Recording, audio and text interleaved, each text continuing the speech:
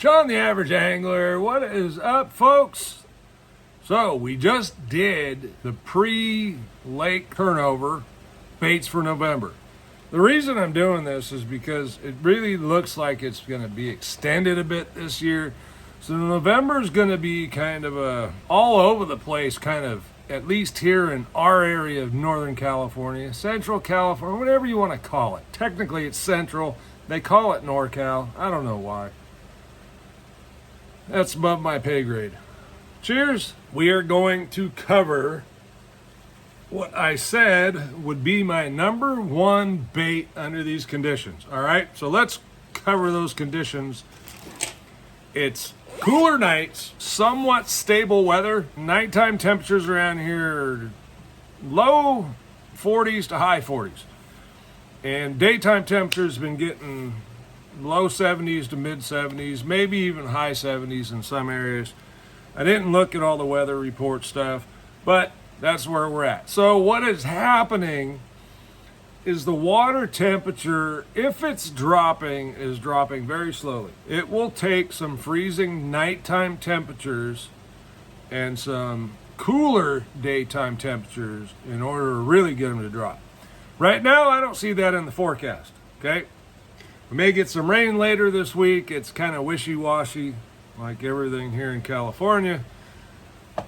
But anyway, so today we are going to talk about my number one bait for right now, which is going to be a swim jig.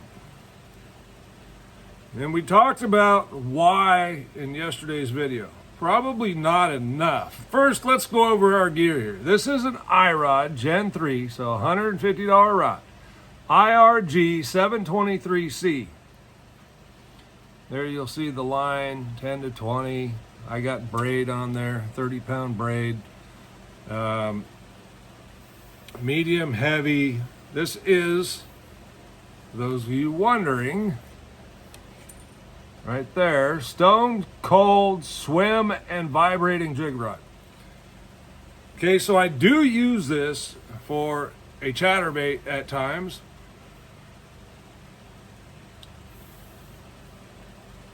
And when I do that, I run fluorocarbon. Okay, I just like fluorocarbon on a vibrating jig. Right now, I set this up 2 weeks ago for my swim jig because from now through springtime, it will have a swim jig tied on it. Okay, and this is what we talked about. This is a 3.5 mini swammer by X-Zone. This is a bluegill color, but if you see it in that shad pattern skirt, I really like the contrast. Okay, because it's not overpowering, and with the pulsation of the skirt as it's coming through the water, it's just a little bit of contrast to really grab their attention. Most of the time, I'm going to be fishing this with fairly pinpoint casting. In other words, I can see the dying weeds on the bank. The particular lake by my house has weeds out to about 5 foot. Once you're out past that, you'll have some stalks and stuff, but it's not real heavy and it's swim jig material anyway. Now, the reason I really like that this time of year is because the fish that want to be shallow are not going nowhere, okay? They will use that dying grass as ambush spots. And I know this because I've been catching them on the vibrating jig just by swimming parallel. Why don't I keep doing that, you say? Well, I will to a point, but with the regular swim jig, I can cover a lot more of that grass. Okay, I can cast it up to the bank and I can reel it through there. And with the dying grass, there is going to be a 50-50 split of me casting up and winding and casting up and letting it get down in that stuff and kind of popping it out. We're reeling it and then snapping, okay? Snap, which is why you want braid. You want it to come free. You want it to jump. It's causing a reaction for those fish and they're attacking it. Now, how long will this go on? As long as there's dying grass there, you're always going to have fish that are going to use it for ambush areas, okay? Especially in clearer water. Lake Berryessa, exactly like my home body of water in that aspect. My lake only has largemouth. Berryessa has spots, smallmouth, and largemouth.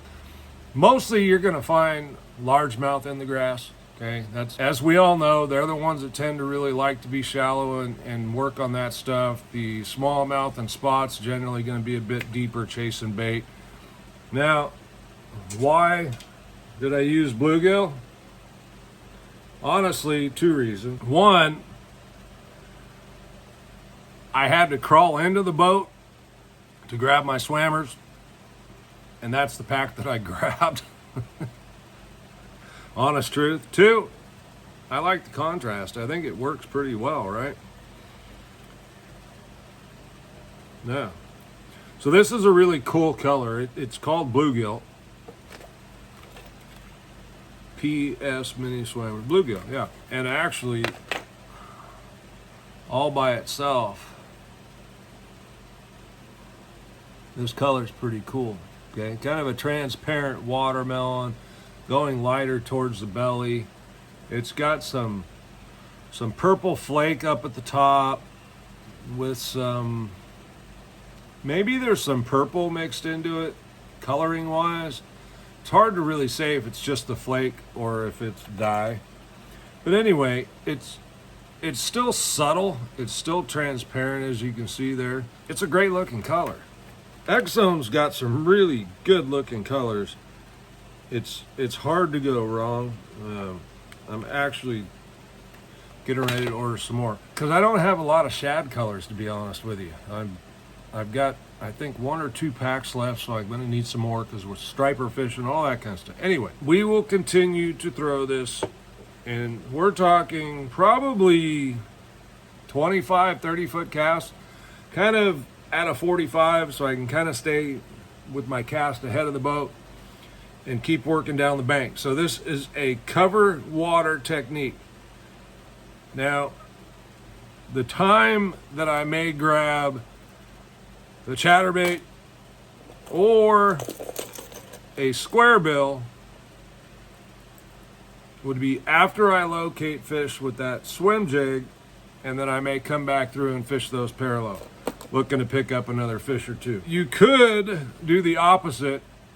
The thing is, I think you're going to cover a lot more water with less bites than you will throwing the old swim jig right through that stuff. Okay, I got a friend that fishes the bank at this place, and he is doing pretty well fishing a chatterbait or an LV, and he's getting bit every time when he gets it up and hits those weeds, and it holds up for a minute and they're eating it off the weeds.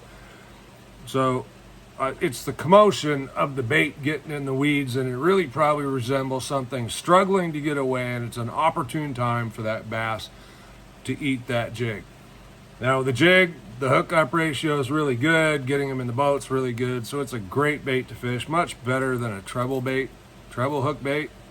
Although these are fun, the swim jig is funner in my opinion. All right, it's a great time can't talk. It's a great time to get out and throw a swim jig, okay? In Northern California, maybe other places in the South, that dying grass is very, very good cover to fish with a swim jig. I really can't think of anything better to come through that grass with, all right? Sean the Average Angler, get yourself an Irod 723 Stone Cold swim jig rod. Get yourself a 3/8 to half-ounce swim jig. Put an Zone Swammer on the back. You can use braid, you can use fluorocarbon, you can use mono. I just like the braid for throwing in the grass, just makes it easier snapping it out of there. It's not really that I need it for anything other than that. That's it. All right?